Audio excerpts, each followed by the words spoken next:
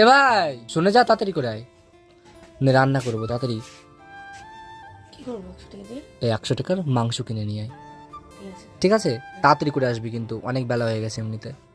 যা যা, দৌড় মার তাড়াতাড়ি সাইকেল নিয়ে।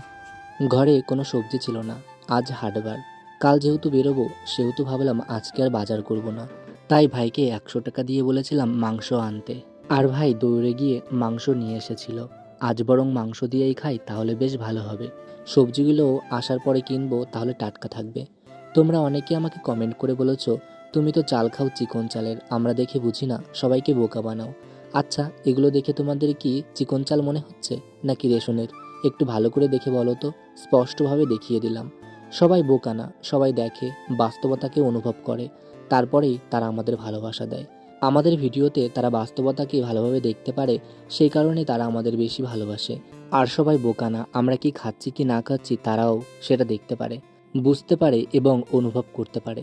যদিও মা বলতো কোথাও যাবার আগে তেমন তেল মশলা জাতীয় খাবার খেতে নেই, তবুও ভাবলাম কি রান্না করব, কিছুই মাথায় আসছে না।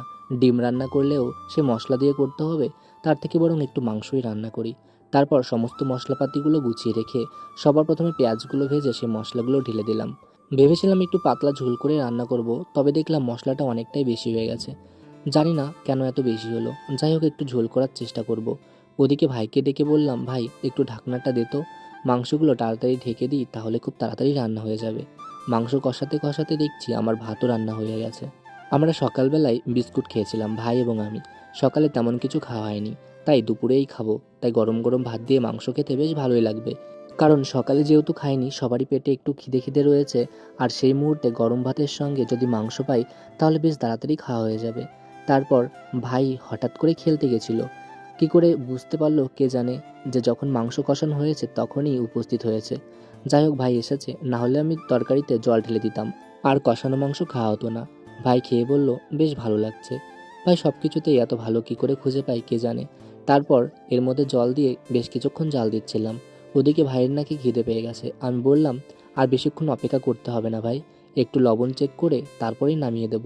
লবণ চেক করে তারপর দুটো আলু গালিয়ে এর মধ্যে কিছু পরিমাণ গরম মশলা দিয়ে তারপর আর একটু কিছুক্ষণ জাল দিয়ে নামিয়ে ফেললাম।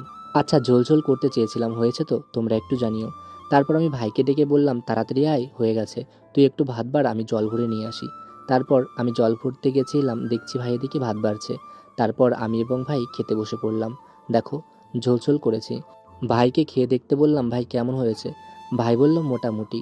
ভাইকে বললাম, তোকে একদিন আমি রান্না করতে বলবো, দেখি কেমন করে ভালো রান্না করতে হয়। বলল, না দাদা, ভালো লাগছে। আমরা খাচ্ছি।